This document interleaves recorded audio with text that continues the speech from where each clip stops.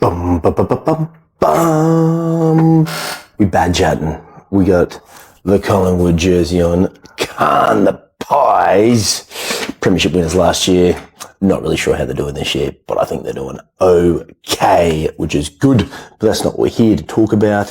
We're here to talk about training things, not pies. I do like to eat pies though. And today my thoughts are considering the cloudiness, so to speak, around training goals. You know, let's face it, let's take a conventional training run, 12, 14 weeks, you know, or even 12 months, whatever it may be, that time frame you set, you have up your sleeve to work towards said goal. If it was 14, 12 weeks, you are literally, with lack of a better word, guessing about what the goal will be. Around barbells, for instance, you're picking a weight on the bar. You are choosing historical information. You are looking into the future of possibilities in how you can train to achieve that result. Can you train more? Can you train less? Etc. But at the very end of the day, when you pick that number, you are guessing. Ideally best guessing, ideally surrounding yourself with people to help you make that guess correctly so you do not set yourself up for failure, which is one little tip I was going to suggest straight off the bat is when selecting that training goal and coming up with that number, do not be a nincompoop and just come up with a dumb fucking number. All right.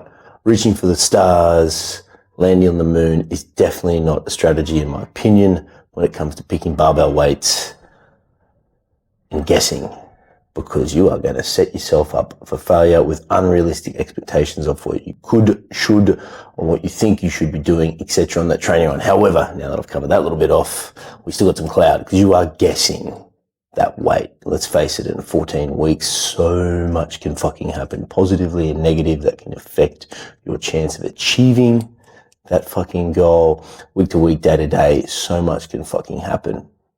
I know personally, when reaching for that goal in that time frame, with that cloud that's sitting there, there is that emotional roller coaster that happens week to week, if not even sometimes when you're a little too hyper focused on it, day to day, where you're like, can I do it? Can I do it? Can I do it? Can I do it? You wake up feeling flat and cooked and you're like, oh, I'm not going to be able to do it. And then you're so married to this training goal, you feel sad and emotional about this thing. But however, that fucking training goal is 14 weeks away. If done correctly, done smartly, it will be a realistic training goal. So how you wake up one day or how one training session feels does not dictate whether or not you are going to achieve said training goal in 14 weeks. That's a little bad coach, jonnybbad tip. However, it is very normal. You wake up tired and flat. Let's say you miss a rep in a training session. Let's say you miss a training session due to life. All those things are going to contribute to your potential mindset around what's going to happen when lifting the weights and that training goal you've got. So that's when I come with some encouragement around picking training goals and how to think about them. Always be focused on being able to achieve them. Wake up. I love the idea of writing it down. I love the idea about talking about the fact you're going to do it. You know, I truly believe and you are creating your future and you are owning that weight. However, you do need to make sure you are always considerate and knowing the fact it is a long way away. You will have bad days, you will have bad training sessions, you will miss training sessions, you will have great training sessions, you'll have extra training sessions, you'll have all those things go up and down.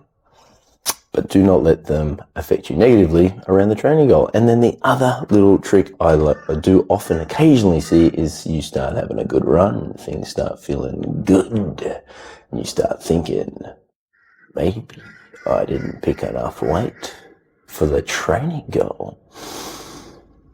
Definitely at times, at certain points in time, you can consider adjusting along the way. I know personally I've done that. If you've got good historical data of your own training, the people you surround yourself are really clever at knowing what is possible. That is when potentially you could consider adjusting that number as it gets closer though. You don't 14 weeks out have a great week and go, oh, my goal was 200. I'm going to go 220 now. I had a fucking great week. but you certainly can consider as you get a little bit closer, tightening up and sharpening towards it. But if you are going to be considerate of doing that, you do need to be mindful. It doesn't necessarily just go this way when reconsidering and tweaking that goal. It can go this way as well. And if it does go that way, that's not a bad thing. That is you being realistic. That is you surrounding yourself with some people that can say, hey, you know what, 14 weeks, it was a long time ago. It was a long way out to be able to come up with this number.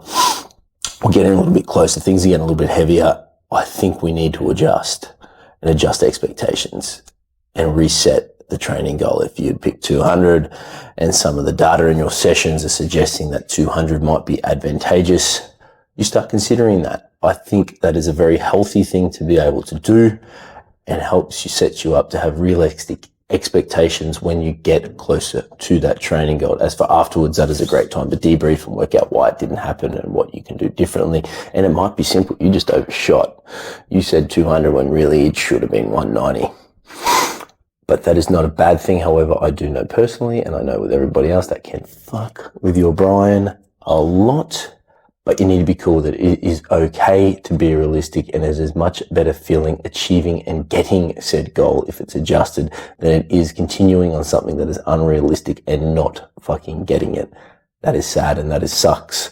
Like I said, when if that does happen, you definitely debrief post event and have a look at what impacted it and what you need to do differently, because obviously that number you picked is still incredibly important for you to be able to do. The other big thing that can be a little potentially tricky is you get too hyper focused on this number, this 200 kilo number or whatever the X number is, and you forget about the little things. The little things that get you to that big number are the individual training sessions. It's the sets, the reps, the work that you do on those 3, 4, 5, 2 days a week that you've committed to. It's in fact completing all of your training sessions that get you there. Just because you write that number down, it is not done. You need to do the work that you have considered along the way.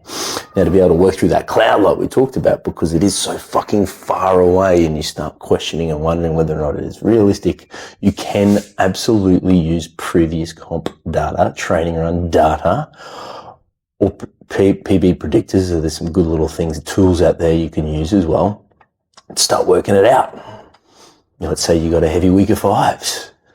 If your 5s are better than last time you did 5s, and the movement quality is the same, or even better potentially, that's another good one. You can move the same weight but move it better and faster. You have progress.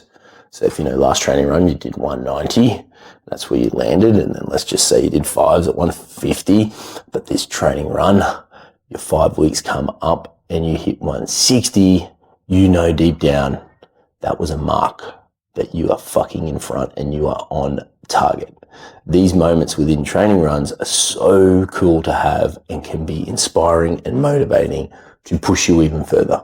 I know for me personally, when I'm coming into those milestone sessions, I like to call them, and it's the stuff where you can get some real data to give you some idea of where you're at. I am G'd up because I am considering and knowing, all right, if I get my 5s today and I'm making moving fucking great, I am one step closer. I know 5s at this is 80% of my predicted max. I'm going to land there. So I come into those sessions very, very excited and very fired up, and I strongly encourage and recommend you to do the same, because those are the sessions that are motivating. So you come out of those ones, that cloud starts to disappear. You hit your big 5s, 8 weeks out, 6 weeks out, whatever it is you're doing.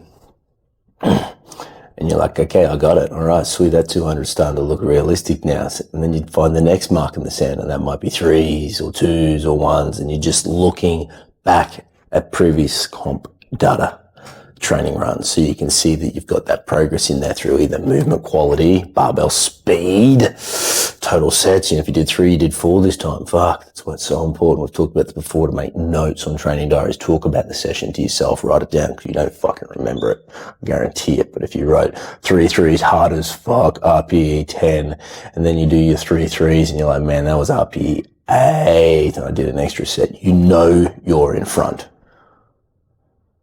Very good tip to write some notes down, because when you do these things and you need a little bit of source of inspiration, you can look back on it and know you're doing better.